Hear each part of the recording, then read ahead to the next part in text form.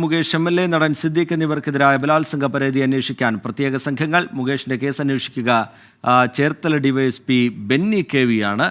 G Poonkuzhali സംഘത്തിന് നേതൃത്വം നൽകും. സിദ്ദീഖിനെതിരായ കേസ് SP-യുടെ നേതൃത്വത്തിൽ ജില്ലാ ക്രൈംബ്രാഞ്ച് അന്വേഷിക്കും. സംവിധായകൻ രഞ്ജിത്തിനെതിരായ കേസിൽ പരാതിക്കാരിയുടെ മൊഴിയെടുക്കാൻ അന്വേഷണ സംഘം പശ്ചിമ ബംഗാളിലേക്ക് പോകും. അജീഷ് ജയകുമാർ വിവരങ്ങളുമായി ചേരുന്നുണ്ട് തിരുവനന്തപുരത്ത് നിന്ന്. വിവരങ്ങൾ അജീഷ്.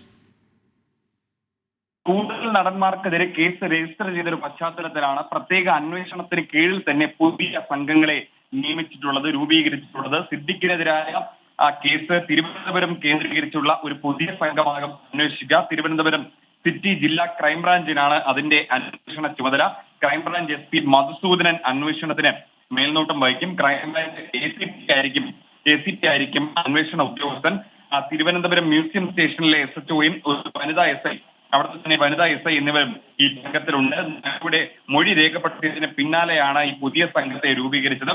മുകേഷിനെതിരായ കേസിലും പ്രത്യേക അന്വേഷണ സംഘമുണ്ട്. SP പൂങ്കുഴലി ആയിരിക്കും ഈ അന്വേഷണത്തിന് മേൽനോട്ടം വഹിക്കുക. ചേർത്തല DYSP ബെന്നി KV ആണ് അന്വേഷണ ഉദ്യോഗസ്ഥൻ. മറ്റെല്ലാ കേസുകൾക്കും ഇതേപോലെ തന്നെ സമാനമായ രീതിയിൽ തന്നെ പ്രത്യേക സംഘമായിരിക്കും അന്വേഷണം നടത്തുക. ഈ എല്ലാ അന്വേഷണ സംഘത്തിന്റെ മേൽനോട്ടം ഈ നേരത്തെ രൂപീകരിച്ച പ്രത്യേക അന്വേഷണ സംഘത്തിലെ വനിതാ ഉദ്യോഗസ്ഥന്റെ ഈ ഓരോ അന്വേഷണ സംഘത്തിലെയും മേൽനോട്ടം വഹിക്കുക. ഈ സമയം പെട്ടെന്ന് തന്നെ അന്വേഷണം പൂർത്തിയാക്കേണ്ടത് കൊണ്ടാണ് അന്വേഷണ സംഘം തന്നെ ഇങ്ങനെ പല രീതിയിൽ ഡിവൈഡ് ചെയ്ത് മാറ്റിയിരിക്കുന്നത്. മറ്റൊരു പ്രധാനപ്പെട്ട കാര്യം, ഈ രഞ്ജിത്തിനെതിരായ മൊഴി നൽകിയ ബംഗാളി നടിയുടെ മൊഴി വീഡിയോ കോൾ വഴി, ഓൺലൈൻ വഴി അന്വേഷണ സംഘം രേഖപ്പെടുത്തിയിരുന്നു.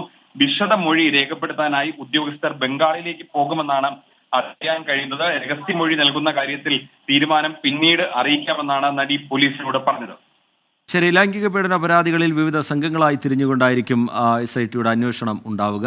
അതുപോലെ രഞ്ജിത്തിനെതിരായ കേസിൽ പരാതിക്കാരിയുടെ മൊഴിയെടുക്കാൻ അന്വേഷണ സംഘം പശ്ചിമ ബംഗാളിലേക്ക് പോകും. അജീഷ് ജയകുമാർ വിവരങ്ങൾ നൽകുകയായിരുന്നു തിരുവനന്തപുരത്ത് നിന്ന്.